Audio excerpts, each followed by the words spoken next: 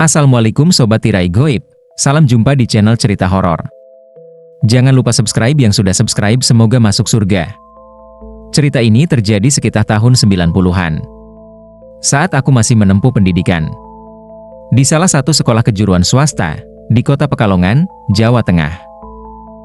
Waktu itu disebut dengan singkatan SMEA atau Sekolah Menengah Ekonomi Atas. SMEA merupakan salah satu cikal bakal SMK Sekolah Menengah Kejuruan.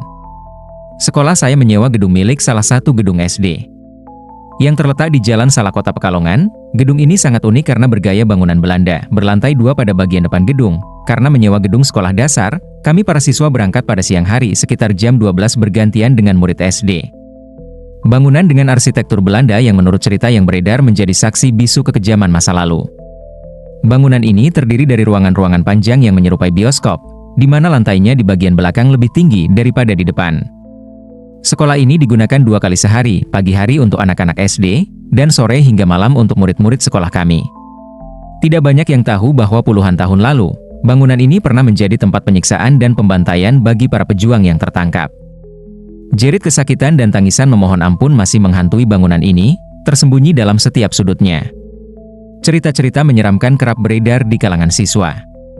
Seringkali, mereka mendengar suara-suara aneh ketika suasana sepi, seperti derap langkah berat berulang kali di koridor, seakan-akan seseorang tengah berjalan dengan kaki yang terseret. Namun, setiap kali mereka menengok ke arah suara itu, lorong tampak kosong, hanya dipenuhi bayangan gelap. Cerita-cerita menyeramkan kerap beredar di kalangan siswa. Seringkali, mereka mendengar suara-suara aneh ketika suasana sepi, seperti derap langkah berat berulang kali di koridor, seakan-akan seseorang tengah berjalan dengan kaki yang terseret. Namun, setiap kali mereka menengok ke arah suara itu, lorong tampak kosong, hanya dipenuhi bayangan gelap. Saat jam sekolah sore untuk siswa dan siswi kami, suasana gedung seringkali berubah. Guru-guru dan siswa sudah terbiasa mendengar cerita tentang penampakan atau suara-suara aneh, tapi tak banyak yang benar-benar percaya. Suatu sore, Riko, Anik, dan Heru sedang menunggu di kelas sebelum guru mereka datang. Tiba-tiba, terdengar suara samar seseorang berbisik, "Tolong, tolong aku." Heru melirik teman-temannya. "Kalian dengar nggak barusan?" bisiknya. Ani menggigit bibirnya. "Iya, suaranya kayak dari aula," jawab Anik dengan wajah pucat. Riko tertawa kaku, berusaha menghibur dirinya sendiri. "Ah, paling suara orang luar. Mungkin tetangga lagi teriak," ucap Riko. Namun, percakapan mereka terpotong ketika suara langkah berat terdengar, seakan-akan ada seseorang berjalan di lorong. Langkah-langkah itu mendekat, lalu berhenti di depan pintu kelas mereka. Semua terdiam, menunggu dengan tegang. Tiba-tiba, pintu kelas terbuka perlahan dengan suara berderit yang memekakan telinga. Tapi anehnya tak ada seorang pun muncul dari balik pintu. Kami terdiam dalam ketakutan. Sekitar 10 menit berlalu, tiba-tiba muncul Pak Darto dari balik pintu. Dia merasa heran melihat wajah muridnya yang terlihat tegang. "Kenapa kalian?" tanya Pak Darto heran. Tidak, Pak," jawab Anik tergagap. "Apa barusan Bapak sudah berjalan ke sini dan membuka pintu?" tanya Anik. Dengan mimik heran Pak Darto menjawab, "Saya baru saja dari ruang kepala sekolah," jawabnya. Hati kami semakin ciut dan tegang. Beberapa hari setelah kejadian itu, cerita tentang suara aneh dan pintu yang terbuka sendiri menyebar cepat di antara para siswa. Bahkan Pak Darto, guru yang sudah mengajar di sekolah ini selama lebih dari 10 tahun, mulai merasa resah. Saat sore menjelang malam, gedung itu terasa semakin menyeramkan. Di hari berikutnya, Pak Darto mengadakan kelas tambahan di aula. Saat ia mengajar, tiba-tiba terdengar suara benda jatuh dari atas panggung aula. Semua siswa melihat ke arah panggung, namun tak ada apa-apa di sana. "Pak, itu apa ya tadi?" Ani bertanya dengan nada takut. Pak Darto berusaha menenangkan para siswa.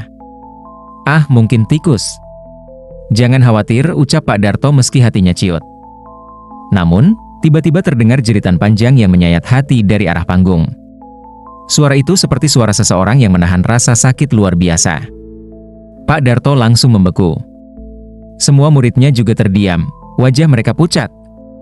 "Pak, sebaiknya kita keluar aja," bisik Heru. Pak Darto mengangguk, dan mereka semua bergegas meninggalkan aula. Namun, begitu mereka tiba di pintu, suara jeritan itu terdengar lagi. Kali ini lebih keras dan lebih jelas, seperti suara seseorang yang berada tepat di belakang mereka. Malam itu, beberapa siswa yang penasaran memutuskan untuk tetap tinggal di sekolah.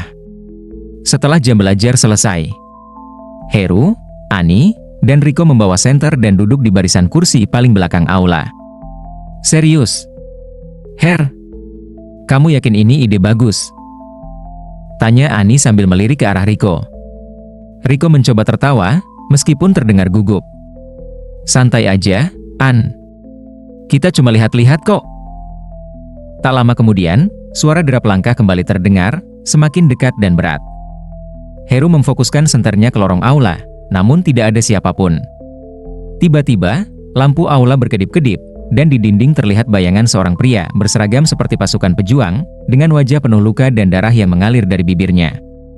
"Tolong aku," suara itu terdengar jelas di telinga mereka. Ani menutup mulutnya agar tidak berteriak, sedangkan Heru terpaku, menatap sosok tersebut. Sosok itu mengangkat tangan yang penuh luka, seolah meminta tolong. Tapi begitu Riko menyorotkan senter ke arah bayangan itu, sosok tersebut menghilang dalam sekejap. "Heru, kita harus keluar sekarang juga." Ani menarik tangan Heru. Ketika mereka berlari keluar, mereka mendengar suara sapu yang bergerak sendiri di lorong, menyapu lantai dengan keras, disertai suara tawa dingin yang mengerikan. Mereka lari secepat mungkin, tak berani menoleh. Di pintu keluar, Pak Darto sudah menunggu dengan wajah serius. "Aku sudah peringatkan, jangan pernah berada di aula ini setelah malam tiba," katanya, pelan namun tegas. Dengan nafas terengah, Heru menatap guru mereka. "Pak, siapa sebenarnya yang menghantui aula ini?" Pak Darto hanya menggelengkan kepala. "Itu sebenarnya jin, mereka menyerupai para pejuang yang mati dibantai di sini, menyimpan dendam, dan tak pernah tenang. Jangan pernah ganggu mereka lagi." Malam itu, Heru, Ani, dan Riko berjanji tidak akan pernah kembali ke sekolah sendirian di malam hari. Namun, bayangan pria berseragam dengan wajah berdarah masih menghantui pikiran mereka, membawa kenangan kelam yang tak akan pernah bisa terlupakan. Terima kasih Sobat Tirai Goib yang sudah subscribe, semoga masuk surga.